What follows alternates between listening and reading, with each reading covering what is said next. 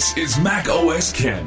Get ready for a spring-loaded event, a couple of stories on policy, and a slew of stories around Apple and TV. It's Wednesday, the 14th of April, 2021. I'm Ken Ray, and this is news from macOS Ken, brought to you by yours truly and sponsored by Headspace. Meditation made simple. Get a free 1-month trial at headspace.com/macOSken. This show is also supported by people like you, patrons through Patreon.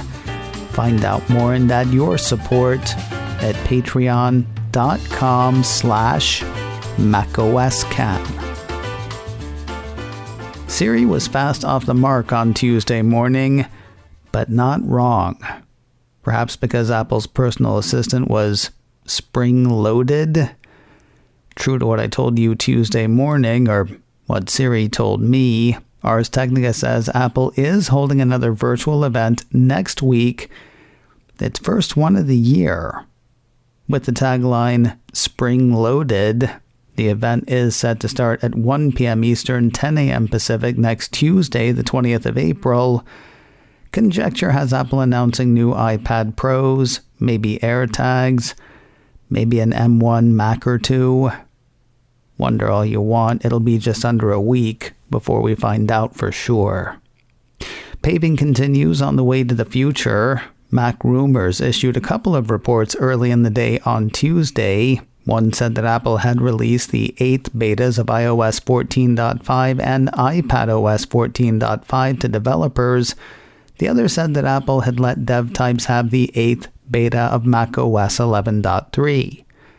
By last night, both pieces had been updated to say that versions were available for the public beta program as well. I'm working on a new nickname for Apple. It doesn't quite work, but I wanted to, so I'm going to try it anyway. Cupertino. It's a combination of Cupertino, Apple's hometown, and Puritan, what Apple's apparently being around Discord. And side note, isn't it funny trying to smooth out something named Discord? Maybe I should tell you what we're talking about. A piece from Apple Insider says the voice-based chat service Discord is blocking servers tagged not safe for work in its iOS app. Not on the desktop app, not on the Android app, just on the iPhone and iPad, apparently. Cupertino. Alright, it might not be fair of me to put all of this on Apple's doorstep. According to Apple Insider, Discord didn't explicitly say that Apple had anything to do with the move. However, the firm's community notice announcing the changes didn't mention anything about its Android app adding any restrictions or content filtration. The piece goes on to say the changes do not appear to be a new Apple mandate, but are related to a change Discord made recently. On the 22nd of March, Discord updated its age rating from 12 plus to 17 plus upon Apple's request. Due to the ease of access to NSFW content on the app, Apple required the age rating to reflect that. U.S. Senator Josh Hawley, Republican from Missouri, is trying to get his name in the paper again, and by golly, it worked. Oh, not for supporting insurrection this time. Rather, a piece from Apple Insider says Hawley's proposing legislation that would block any company with a market value of more than $100 billion from conducting mergers and acquisitions. Citing a report from Axios, the piece goes on to say that Hawley's Trust Busting for the 21st Century Act would reinforce existing antitrust laws with steeper penalties and a lower threshold for prosecution. While a number of industries would be affected, including pharmaceuticals, Apple Insider sees the thrust of the proposal as aimed at big tech. The piece says the senator's been on the attack against tech since major platforms were accused of censoring Republican voices.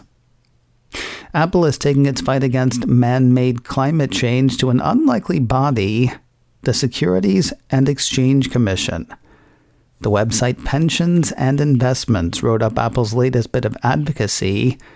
It seems to have started Tuesday with a tweet from Lisa Jackson, Apple's VP of Environment, Policy, and Social Initiatives.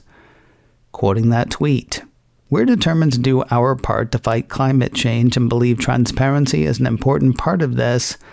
Apple has publicly disclosed our greenhouse gas emissions for a decade, and we believe other companies should do the same." That tweet also included a statement from Arvind Ganesan. He leads Apple's global energy and environment policy, according to Pensions and Investments. He's the one who brought up the SEC, saying when keyed to thoughtful metrics, disclosure can serve to create a baseline of comparable, consistent, and reliable information, help establish best practices, and promote competition, all critical steps to combating climate change. Apple, therefore, believes the Securities and Exchange Commission should issue rules to require that companies disclose third-party audited emissions information to the public, covering all scopes of emissions, direct and indirect. Might sound hippy-dippy, but many investors are already on board with this idea.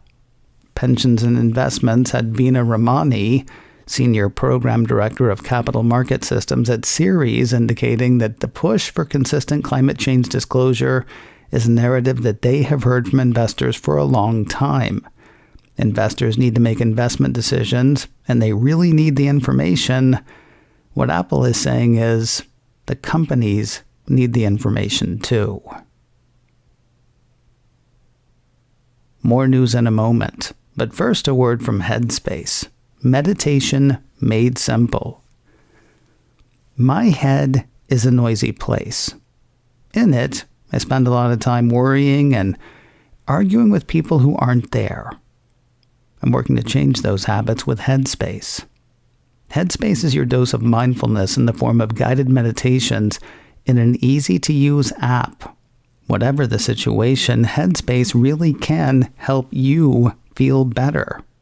If you're overwhelmed, Headspace has a 3-minute SOS meditation for you. Want to boost your creativity? Headspace has a whole course on that. Whether you want to tackle anger, be more productive, or just get a better night's sleep, Headspace can help. Headspace is backed by 25 published studies on its benefits, 600,000 5-star reviews, and over 60 million downloads. You deserve to feel happier, and Headspace is meditation made simple. Go to headspace.com/macOScan. That's headspace.com/macOScan for a free 1-month trial with access to Headspace's full library of meditations for every situation. This is the best deal offered right now. Head to headspace.com/macOScan today. Apple TV Plus announced a couple of new titles on Tuesday, both centered on music. We'll start with the docuseries Watch the Sound with Mark Ronson. Apple's press release says the show will explore groundbreaking technology and music with Paul McCartney, Questlove, King Princess, Dave Grohl, Ad Rock and Mike D from the Beastie Boys, Charlie XCX, and more. The release goes on to say each episode of Watch the Sound with Mark Ronson will follow Ronson as he uncovers the untold stories behind music creation and the lengths producers and creators are willing to go to find the perfect sound. 6 episodes total for the series. It is unclear from the release whether they'll come one at a time or all at once. We'll find out this summer.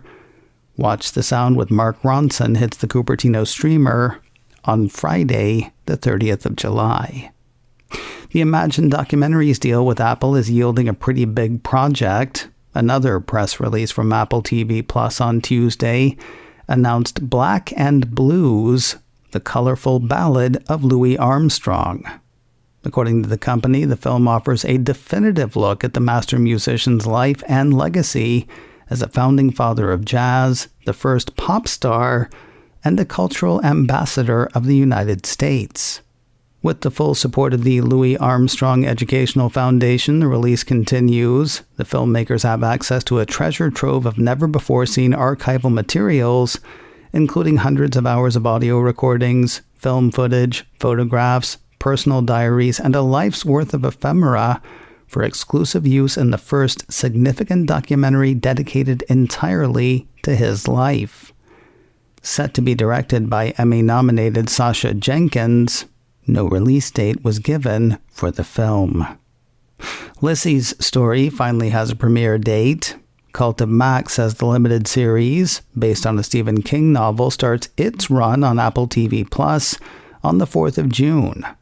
Highlighting a piece from Vanity Fair, the report says the 8-part series isn't based on King's life, though it does draw from it. According to the cult, King called the book the most personal of his long career.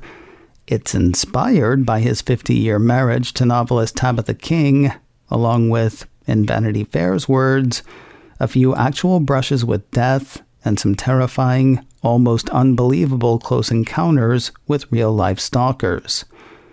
Not only is the show based on a King novel, Mr. King wrote the script for the show as well. The 8-part series stars Julianne Moore and Clive Owen, according to the report, with J.J. Abrams' Bad Robot producing. Is Apple TV Plus the best deal out there? It sort of depends on how you look at it. In terms of quantity, no. In terms of quality, the site itself says yes. Mac Daily News ran part of the self-diagnosis. According to that, Apple's streaming service has the highest average IMDb score for its titles, coming in with a score of 7.24 out of a possible 10. The site also ran data on the number of excellent and good TV shows and movies for Amazon Prime Video, Apple TV Plus, Disney Plus, HBO Max, Hulu, and Netflix. To me, that's always seemed like a strange way to measure, all the way back to the launch of Apple TV Plus.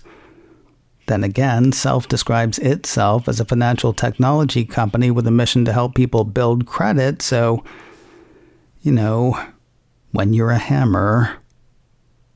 And finally today, a couple of shows of support for Apple TV Plus from one of the biggest streaming players out there. First, Cult of Mac says the latest version of the Roku operating system, Roku OS X, has added AirPlay 2 and HomeKit support to several more Roku streaming devices and smart TVs.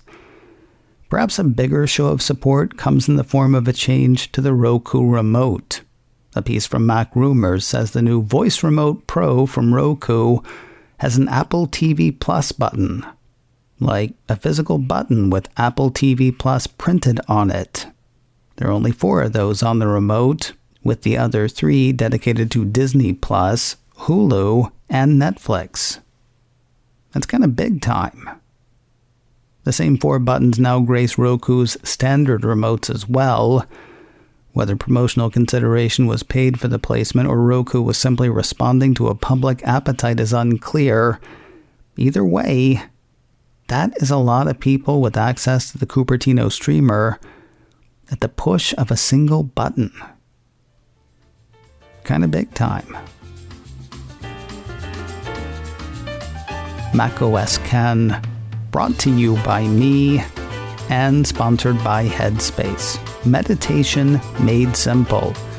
Get a free 1-month trial at headspace.com/macOSken. This show is also supported by people like you, patrons through Patreon. Find out more and add your support at patreon.com/macOSken. Advertising handled by Backbeat Media.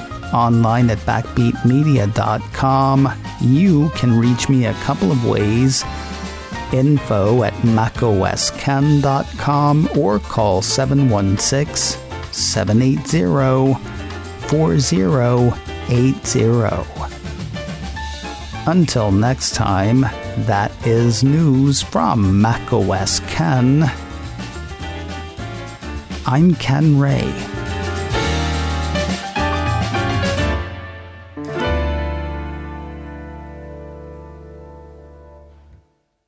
Ciao.